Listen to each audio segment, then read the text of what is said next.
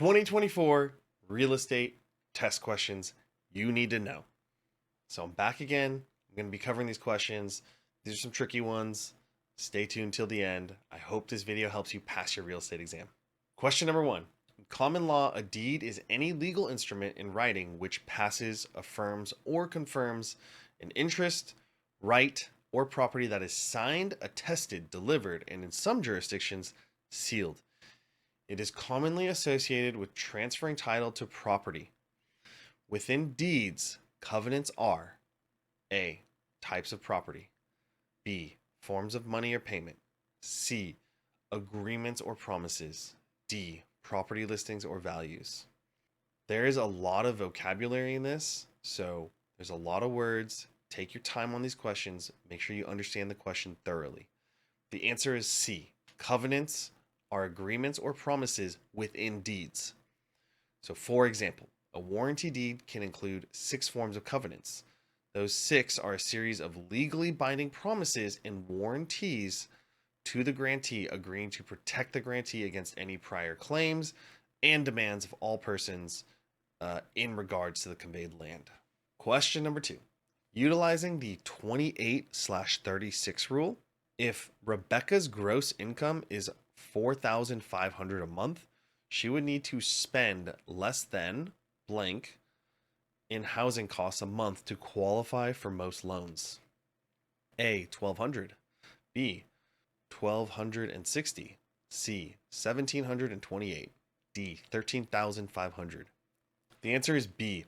According to the 28/36 rule, she would need to spend less than $1,260 in housing costs a month to qualify for most loans. Now, to calculate this, all you need is to multiply 0.28 to her monthly income. This is useful for agents to work with clients to determine what loans they can qualify.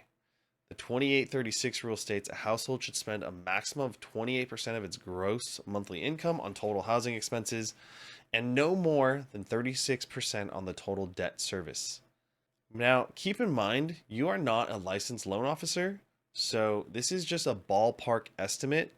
When it comes to actually talking about these monthly numbers and monthly payments, let the licensed loan officers handle this conversation. Question number 3. How many miles does a township contain? I'm not even going to lie, I missed this one for sure. This one always hung me up. Sorry, all right, so back to question number 3. How many miles does a township contain? Question A, 6 miles.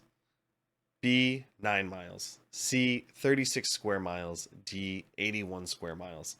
The answer is C. Each square, 6 miles by 6 miles, is called a township. Since each township is 6 miles by 6 miles, townships contain 36 square miles, each one forming a section. I hated these questions, and that's why I included this. So this one's just one you got to memorize. All right, question number 4. Which of the following statements is true about trusts and trustors? A. A trustor is the one who transfers a property upon the trustee. B. A trustee is the one who transfers a property upon the trustor. C. A trustor must be an individual, not an organization, per federal law. D. A trustor must be a financial institution, such as a bank, per federal law. The answer is A.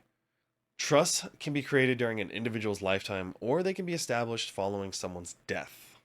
A trust works as it follows. The first party, the trustor or settlor, transfers a property upon the second party for the benefit of the third party, the beneficiary. The trustee is required to manage the trust property in accordance with the trustor's wishes and in the beneficiary's best interest. A trustor can be an individual or organization. Question number 5, halfway mark. Even after an offer has been accepted and signed by all parties, the buyer and seller may still choose to sign mutual release papers rather than proceed to closing. Which of the following circumstances would not give either party a justifiable reason to insist on a mutual release? A. The buyer finds another property they prefer. B. A little defect is discovered that will take months to clear. C. A fire causes damage to the property that requires extensive repairs. D. The buyer is unable to obtain financing that meets the terms of the contract's financing contingency. The answer is A. All of the other options are justifiable reasons to insist on a mutual release, except the buyer finding another property they prefer. So just make sure with these questions that have a not, read it carefully and read the answers really carefully. Take your time on these ones because these are easy ones to miss just because you misunderstood the question. Before we go on to finish these test questions, if you like these types of videos and you think this content is helpful, please subscribe to the channel. As always, thank you so much for your support and watching the channel. Question number 6. Appraiser Larry has a set of special purpose and public service buildings like schools, churches, and post offices, which he needs to appraise. Which approach to value would Larry, the appraiser, choose to complete the task? A. Cost approach. B. Estate approach. C. Income approach or summation. D. Market data approach or sales comparison approach.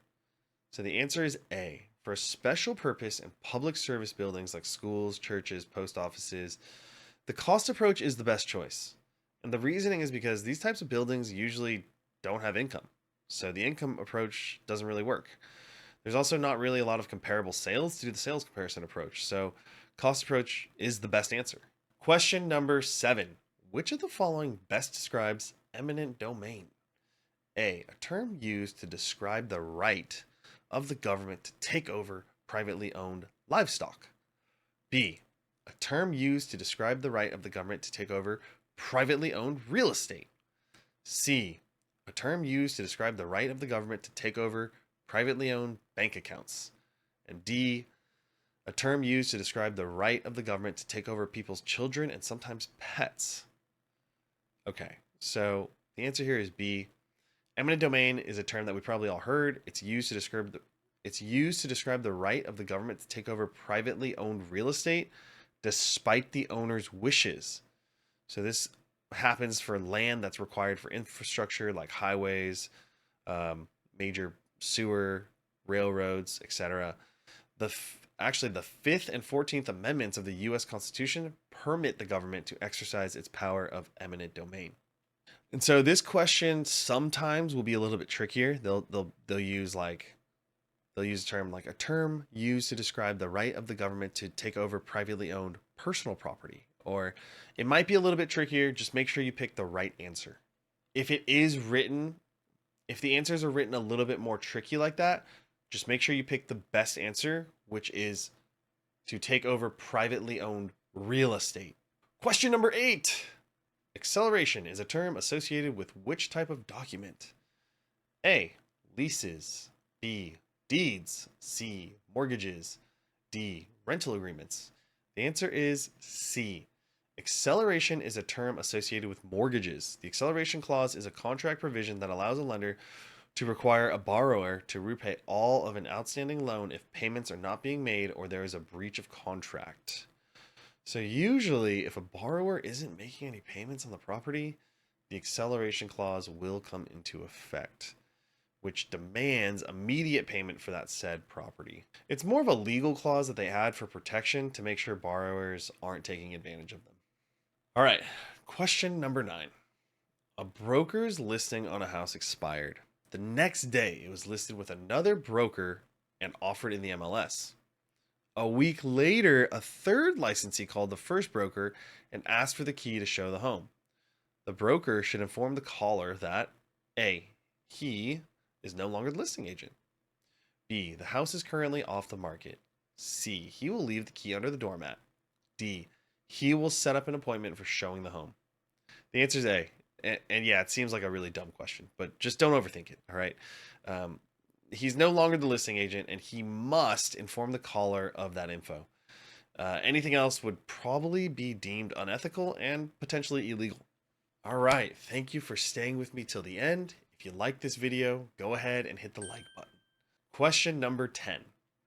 In a single agency relationship, a real estate broker represents who? A. The buyer only. B. The seller only. C. The buyer or seller. D. The buyer or seller, but not both. The answer is D. Dual agency is one agent represents both the buyer and seller in a transaction. Single agency is a relationship with the buyer or the seller, but not both. Just make sure you read this one carefully. Take your time. This is an easy one as long as you understand what agency is, single agency and dual agency, but just make sure you get this one right because you could quickly misread it or something like that. So make sure you maximize and score the points that are easy points on the test. Because I really want to see you do well, and I want to give you this one extra question here, we're going to go on to question number 11, bonus question. Compliance with zoning ordinances is monitored through the issuance of A, buffer zones, B, CCRs, C, covenants, D, zoning permits. So the answer is D. Compliance with zoning ordinances is monitored through the issuance of zoning permits. So that's where the property owner or developer can't just alter the use of a property without getting a zoning permit. And these permits aren't issued unless the proposed development conforms to the zoning ordinance.